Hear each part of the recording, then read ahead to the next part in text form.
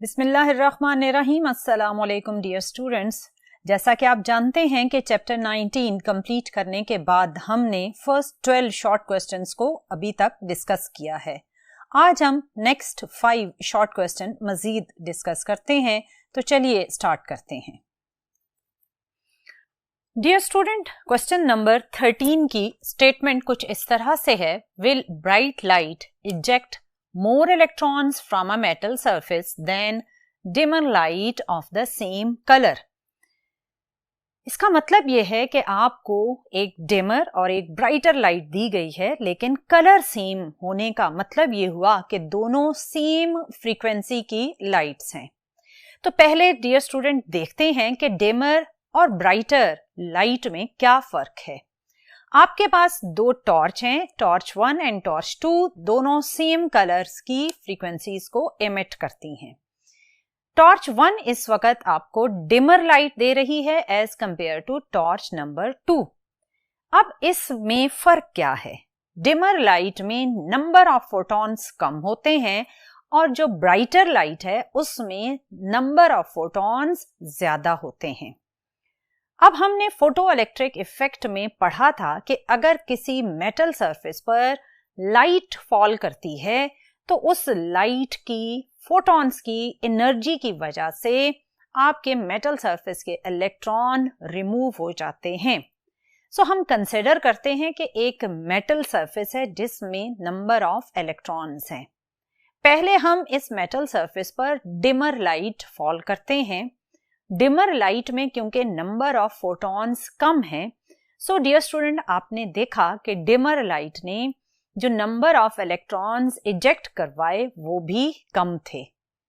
अगर 3 photons hit करते हैं डिमर लाइट के तो 3 इलेक्ट्रॉन्स ही रिमूव होंगे। अगर आपके पास ब्राइटर लाइट है तो उसमें number of photons as compare to dimmer light ज्यादा हैं, तो जैसे ही ब्राइटर लाइट ने मेटल सरफेस को हिट किया तो इमिट होने वाले नंबर ऑफ इलेक्ट्रॉन्स भी बहुत ज्यादा हैं। सो डियर स्टूडेंट, इसका मतलब ये हुआ कि ब्राइटर लाइट की इंटेंसिटी ऑफ फोटॉन्स बहुत ही ज्यादा होती है, सो वो नंबर ऑफ इलेक्ट्रॉन्स भी ज्यादा इजेक्ट करती है। सो हमारे क्वेश्चन की स्टेटमेंट का जो डायरेक्ट आंसर बनेगा वो तो बनेगा यस, क्योंकि हमने अभी देखा कि ब्राइट लाइट ज्यादा इलेक्ट्रॉन्स को रिमूव करवा रही है। तो चलिए इस क्वेश्चन के आंसर को लिख लेते हैं। सो आपने पहले तो इसका आंसर लिखना है yes, bright light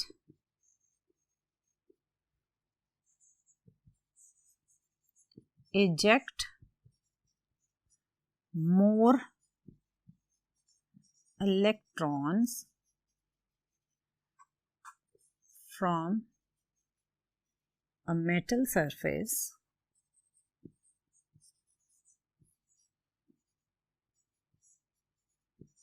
than dimmer light of the same color।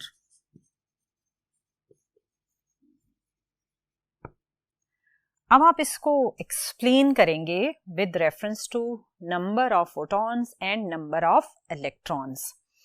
Explanation में आप लिखेंगे number of electrons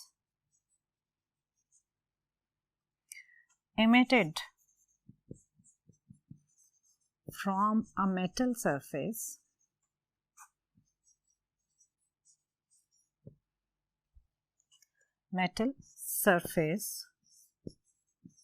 depends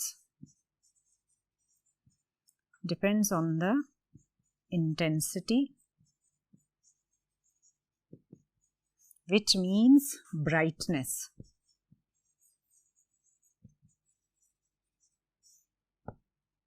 So bright light has greater intensity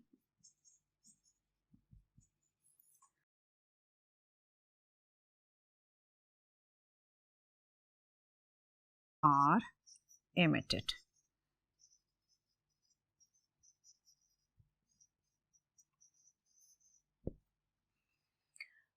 so dear student, ये तो था क्वेश्चन नंबर 13। अब चलते हैं और देखते हैं कि क्वेश्चन 14 की स्टेटमेंट क्या है। क्वेश्चन 14 की स्टेटमेंट कुछ इस तरह से है, will higher frequency light eject greater number of electrons than low frequency. ये बिल्कुल प्रीवियस क्वेश्चन का ही उलट क्वेश्चन है। प्रीवियस क्वेश्चन में हमने लाइट की इंटेंसिटी को डिफरेंट लिया था और फ्रीक्वेंसी को सेम लिया था। इस क्वेश्चन में हमने फ्रीक्वेंसी को डिफरेंट कर दिया है। ऑब्वियसली हम फिर इंटेंसिटी को सेम रखकर देखेंगे। अगर आपके पास दो डिफरेंट फ्रीक्वेंसीज हैं, let's suppose green and blue, आप जानते हैं कि ग्रीन की wavelength as compare to blue colour wavelength ज्यादा है। सो अगर आप एनर्जी का कंपैरिजन करें तो ब्लू जिसकी फ्रीक्वेंसी हायर है, so higher frequency has higher energy, so energy of blue colour green colour से ज्यादा हो जाएगी। सो अब हम इन दोनों डिफरेंट फ्रीक्वेंसीज वाली लाइट को जो कि सेम इंटेंसिटी कैरी करेगी उसे हम मेटल सरफेस पर फॉल करते हैं। लेट्स सपोज पहले आपने ग्रीन कलर की लाइट को फॉल किया जिसके पास थे 5 फोटॉन्स। अब ये ग्रीन कलर की लाइट जब मेटल सरफेस पर फॉल करेगी तो 5 ही इलेक्ट्रॉन्स को इजेक्ट करवाएगी। और अगर हम हाई एनर्जी बीम यूज करें ब्लू कलर की और उसमें भी हम 5 ही फोटॉन्स यूज करें तो ये 5 फोटॉन्स अगेन 5 ही इलेक्ट्रॉन्स को रिमूव करवाएगी। ये नहीं होता कि अगर ब्लू के पास एनर्जी ज्यादा है तो ये ज्यादा नंबर ऑफ इलेक्ट्रॉन्स को इजेक्ट करवाएगी, क्योंकि इलेक्ट्रॉन्स का नंबर जो मेटल से रिमूव होता है वो हमेशा प्रोपोर्शनल होता है इंटेंसिटी ऑफ लाइट, और इंटेंसिटी का मतलब होता है नंबर ऑफ फोटॉन्स। सो चाहे आप फ्रीक्वेंसी बढ़ा दें, सो फ्रीक्वेंसी बढ़ाने से सिर्फ इमिट होने वाले इलेक्ट्रॉन्स की काइनेटिक एनर्जी बढ़ेगी, नंबर नहीं बढ़ेगा। सो अगर इस केस में जो कि हमने ग्रीन और ब्लू कलर का लिया, अगर हम ये कहें कि किस इलेक्ट्रॉन की काइनेटिक एनर्जी ज्यादा होगी तो हम ये कहेंगे कि ब्लू कलर से इमिट होने वाले इलेक्ट्रॉन्स की काइनेटिक एनर्जी ज्यादा होगी as compare to green colour. लेकिन क्योंकि दोनों वेव्स की हमने सेम इंटेंसिटी यूज की है, so same number of electrons ही इजेक्ट होगा। सो क्वेश्चन ये था कि will higher frequency light eject greater number of electron, तो इसका आंसर होगा no. No, higher and lower frequency light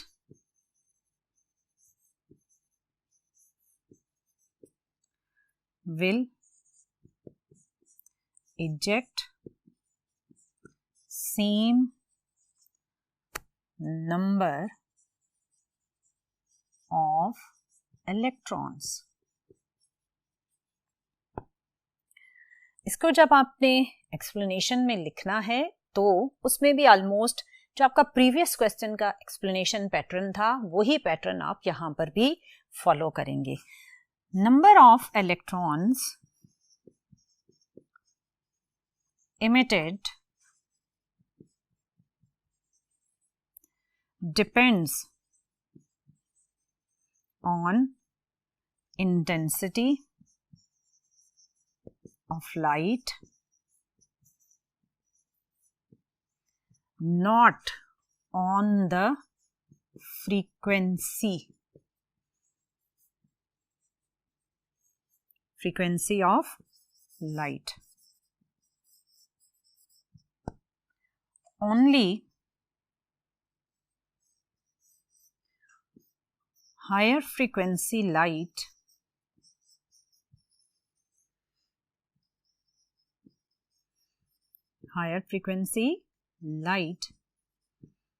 can produce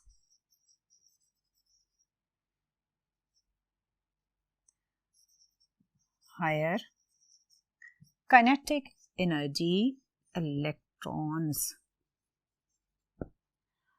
मतलब ये हुआ डियर स्टूडेंट कि सिर्फ आपके पास हायर फ्रीक्वेंसी, हायर एनर्जी वाली लाइट ज़्यादा काइनेटिक एनर्जी वाले इलेक्ट्रॉन्स एमिट करेगी, लेकिन उनके नंबर में बिल्कुल फ़र्क नहीं होगा।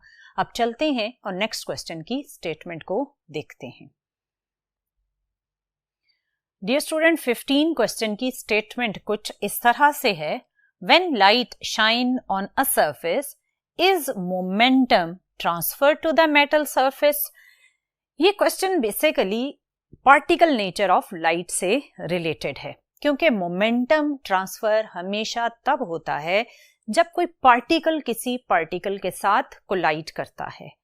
आपने बिलियर्ड बॉल की एग्जाम्पल तो सुनी होगी, जिसमें अगर कोई एक बॉल स्टैटिक बॉल के साथ जाकर कोलाइड करती है तो वो अपना टोटल मोमेंटम उस स्टैटिक बॉल में ट्रांसफर कर देती है और खुद रेस्ट पर आ जाती है। इसका मतलब ये हुआ कि जब एक पार्टिकल दूसरे पार्टिकल से कोलाइड करता है तो मोमेंटम ट्रांसफर होता है। सो अगर हम लाइट की पार्टिकल नेचर लें तो फोटोन भी एक पार्टिकल ही है। सो जब ये फोटोन मेटल में बैठे हुए इलेक्ट्रॉन पर जाकर स्ट्राइक करता है इन फोटो इलेक्ट्रिक इफेक्ट, तो फोटोन खुद कंप्लीटली डिसअपियर हो जाता है और इलेक्ट्रॉन को मेटल सरफेस से रिमूव करवा देता है। इस केस में फोटोन अपना होल मोमेंटम इलेक्ट्रॉन में ट्रांसफर कर देता है। सो इसका मतलब ये हुआ कि ये पॉसिबल है कि जब फोटोन किसी भी इलेक्ट्रॉन के साथ स्ट्राइक करे तो वो अपनी सारी की सारी एनर्जी, सारे का सारा मोमेंटम उसमें ट्रांसफर कर दे, और इसकी डिटेल आप पढ़ चुके हैं फोटो इलेक्ट्रिक इफेक्ट में। सो डियर स्टूडेंट, इसके आंसर में जब आप लिखेंगे तो आप यही स्टार्ट करेंगे कि yes, when light shine on a surface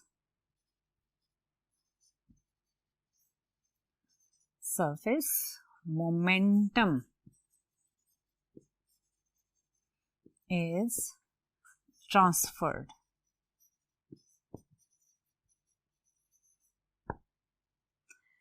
और इसकी जब आपने एक्सप्लेनेशन लेनी है तो आपने एक्सप्लेनेशन लिखनी है तो आपने आइंस्टाइन का पार्टिकल बिहेवियर थोड़ा सा डिस्क्राइब करना है।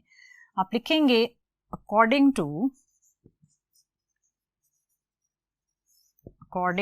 To Einstein photon behaves as a particle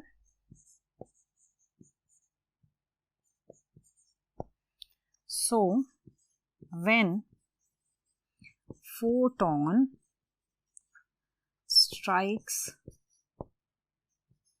an electron in a metal surface,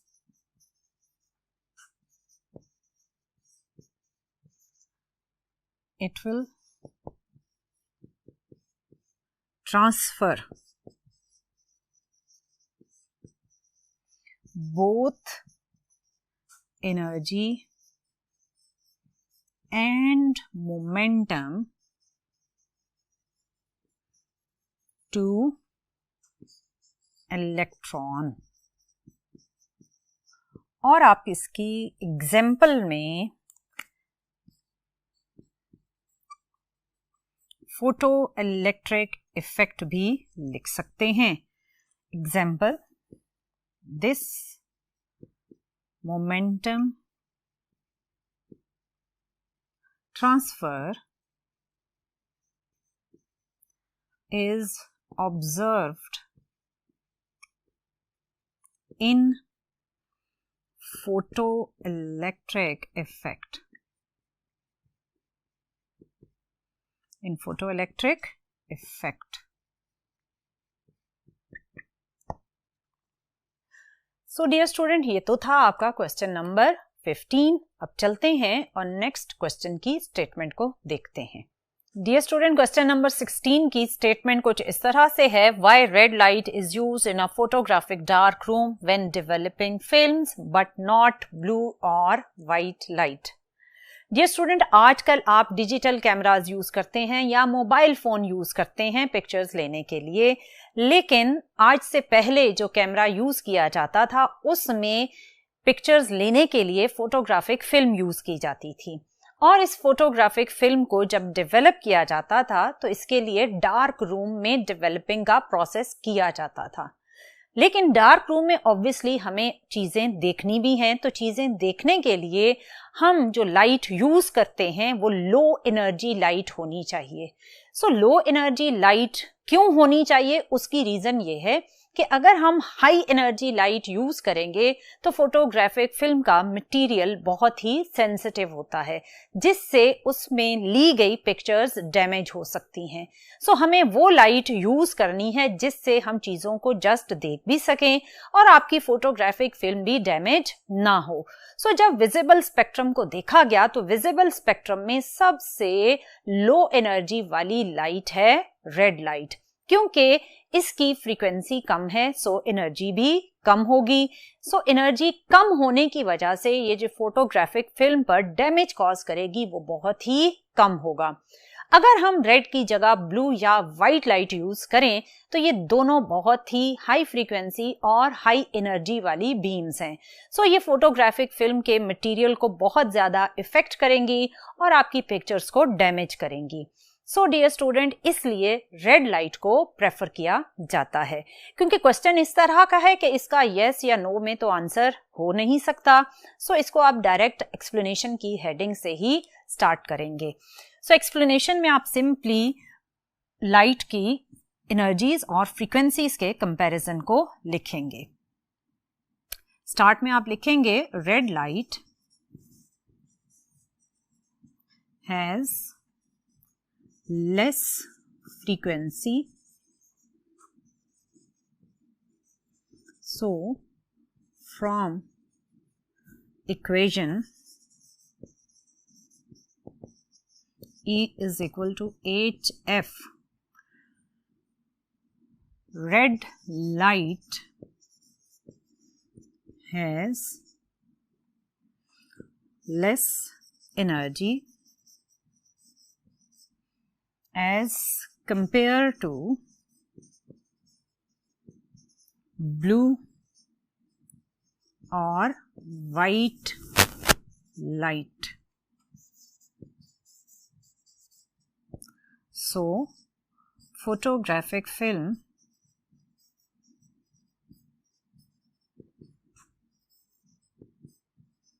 is less affected by red light. So dear student, ये तो था आपका क्वेश्चन नंबर 16 और अब चलते हैं और क्वेश्चन नंबर 17 की स्टेटमेंट देखते हैं। डियर स्टूडेंट, क्वेश्चन नंबर 17 की स्टेटमेंट कुछ इस तरह से है, photon A has twice the energy of photon B. What is the ratio of the momentum of A to that of B? इस क्वेश्चन में आपको इनिशियली ये बताया गया है कि आपके पास दो फोटॉन्स हैं। लेट्स सपोज आपके पास एक फोटोन A है, दूसरा फोटोन B है। इनमें से फोटोन A की एनर्जी फोटोन B के कंपैरेटिवली डबल है। सो पहले हम ये गिवन इंफॉर्मेशन लिख लेते हैं। सो आपको गिवन ये है कि अकॉर्डिंग टू क्वेश्चन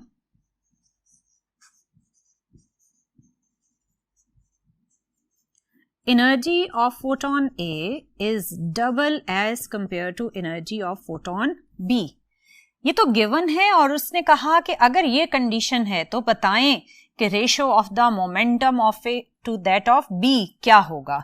रेशो का मतलब होता है डिवाइड करना, यानी जो चीज आपसे डिमांड की गई है वो ये है कि ratio of momentum of A to B क्या बनेगी अगर energy of A and B ये रिलेशनशिप रखती है। सो अगर आपने एनर्जी से मोमेंटम की तरफ आना है तो फिर आपको उस इक्वेशन का पता होना चाहिए जो एनर्जी और मोमेंटम को आपस में लिंक करती है। सो हम उस इक्वेशन को डायरेक्ट भी लिख सकते हैं, लेकिन फॉर योर इंफॉर्मेशन मैं यहां उसको थोड़ा सा 1-2 स्टेप्स के एडिशन के साथ लिखूंगी। आप लिखेंगे as we know E is equal to mc²। अगर इसमें आप c को स्प्लिट करें तो ये mc बनेगा। इसमें से ये टर्म है mass इनटू वेलोसिटी, और आप जानते हैं कि mass इनटू वेलोसिटी प्रोडक्ट होता है मोमेंटम। सो m इनटू c हो गया मोमेंटम और साथ ये c रिमेनिंग फैक्टर होगा। सो इस सारी डेरिवेशन से आपको पता चला कि E is equal to pc। So अब इसमें आपके पास एनर्जी और मोमेंटम दोनों टर्म्स हैं। सो इस इक्वेशन को हम यूज करेंगे और इक्वेशन 1 से हम ट्रांसफॉर्म करेंगे इन दिस फॉर्म। सो आप लिखेंगे फॉर फोटॉन ए, E इस इक्वेशन को PAC, क्योंकि ये पूरी इक्वेशन हमने फोटॉन ए के लिए जब लिखी तो ये कुछ इस तरह लिखी जाएगी। सिमिलरली फॉर फोटॉन बी आपके पास यही equation EB is equal to PB और C आ जाएगा। आपके पास जो गिवन कंडीशन थी वो थी energy of A is twice the energy of B। आप ये EA की वैल्यू और EB की वैल्यू इक्वेशन 1 में पुट कर दें तो इक्वेशन 1 से आपको क्या पता चलेगा, EA को आपने रिप्लेस कर दिया PAC से, it is equal to 2 times EB और EB की वैल्यू है PBC। इसमें से ये C और C कैंसिल हो गया तो आपके पास इक्वेशन बनी PA is equal to 2PB, और इसको अगर मैं रेशो की फॉर्म में लिखूं तो ये बनेगा PA divided by PB, it is equal to 2। तो आपने देखा कि ratio of photon A momentum to photon B momentum is equal to 2, जिसका मतलब यह है कि वो फोटॉन जिसकी एनर्जी दूसरे फोटॉन के कंपैरेटिवली डबल थी उसका मोमेंटम भी दूसरे के कंपैरेटिवली फिर डबल ही होगा। सो जो आपने कंक्लूजन ड्रॉ किया वो अब आप आंसर में लिखेंगे तो आपका आंसर बनेगा कि ratio of photon momentum A to photon momentum B is 2। So dear student, ये था आज का लास्ट शॉर्ट क्वेश्चन। इंशाल्लाह नेक्स्ट लेक्चर में मजीद शॉर्ट क्वेश्चंस अटेम्प्ट करेंगे। टिल देन अल्लाह हाफिज।